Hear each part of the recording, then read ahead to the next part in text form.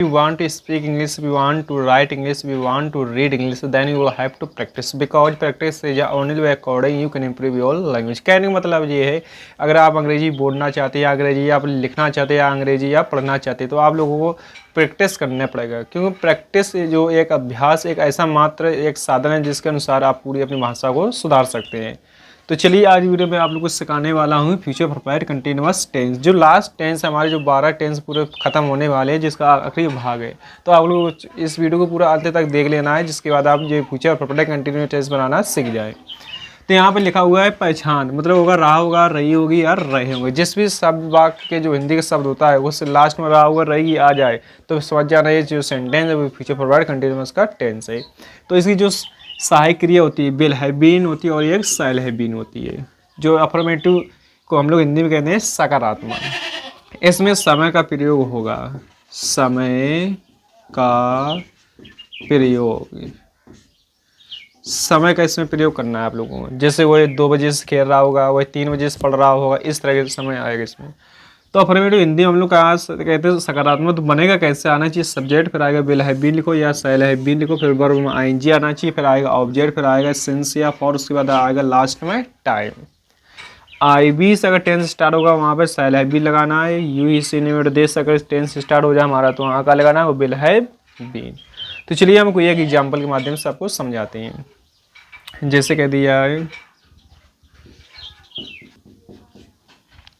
तो बड़ा की मतलब कारपेंटर, तो आना चाहिए द कारपेंटर।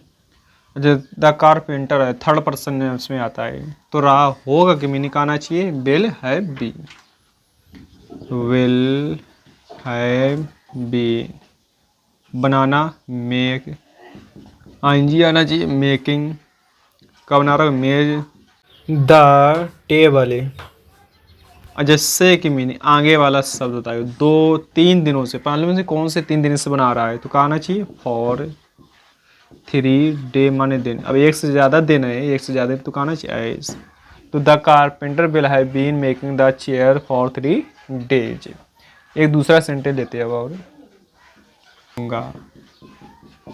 कर मैं सुबह से नहा रहा हूँगा, तो मैं की आई, अब आई से स्टार्ट हो रहा हूँगा कि साइकिल का आना चाहिए, आई से स्टार्ट है shall have been, shall have been.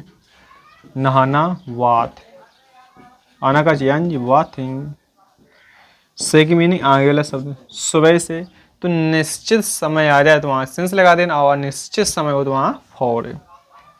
तो ये क्या है निश्चित समय, सिंस मॉर्निंग, मॉर्निंग। अगर सिंस फॉर का अगर आप लोगों को कन्फ्यूज होते हैं तो मैं एक ऑलरेडी वीडियो बना चुका हूँ, तो आप लोगों को वो वीडियो डिस्क्रिप्शन में आपको मैं दे दूंगा, वहाँ से आप सिंस फॉर का यूज सीख लेना। तो देखा हम लोगों ने अफर्मेटिव जो सेंटेंस है इस स्ट्रक्चर के माध्यम से कितने आराम से हमने बना लिए।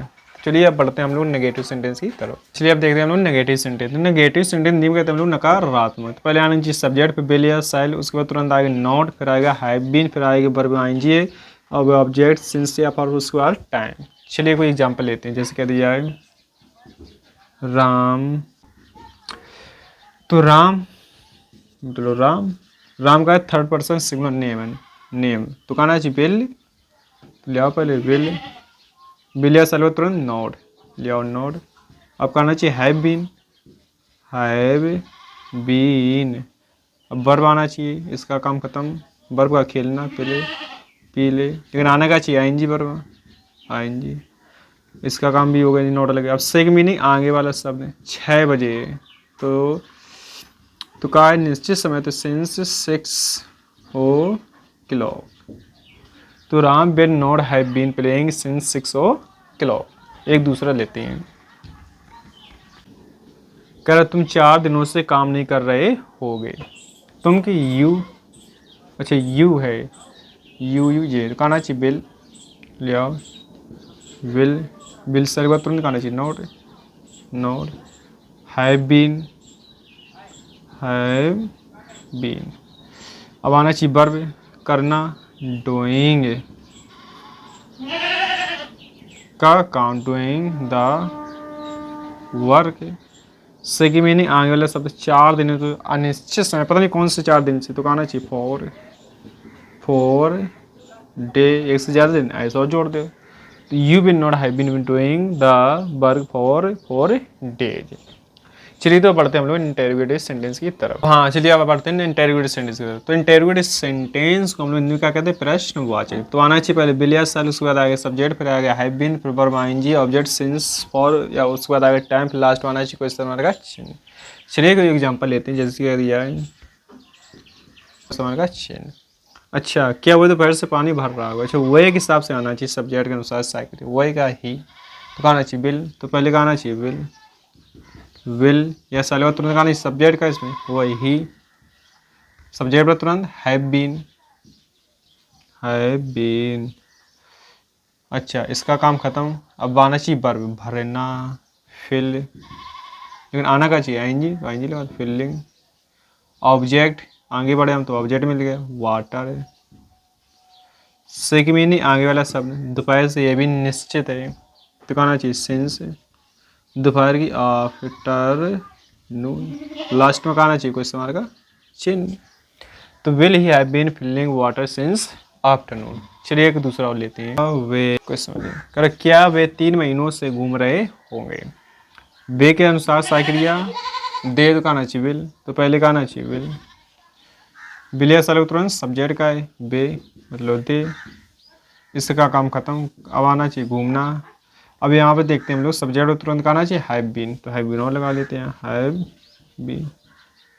आगे चले घूमना, वॉक, लेकिन स्ट्रक्चर में अनुसार आईएनजी, वॉकिंग।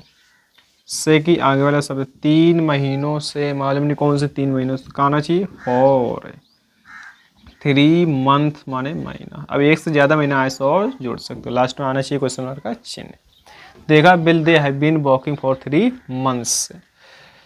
तो हाँ, अब जो फ्यूचर परफेक्ट कंटिन्यूअस सेंटेंस पूरे तरीके से खत्म हो गया। अगर आप इंटेरोगेटिव या सेंटेंस बनाते हैं, इसमें कोई अगर डबल एच फैमिली दे दिए जैसे बार्ड, बेयर, हाउ, तो उस शब्द को बस सबसे शुरुआत में लगा दिया जाता है साइक्रिया के पहले बस।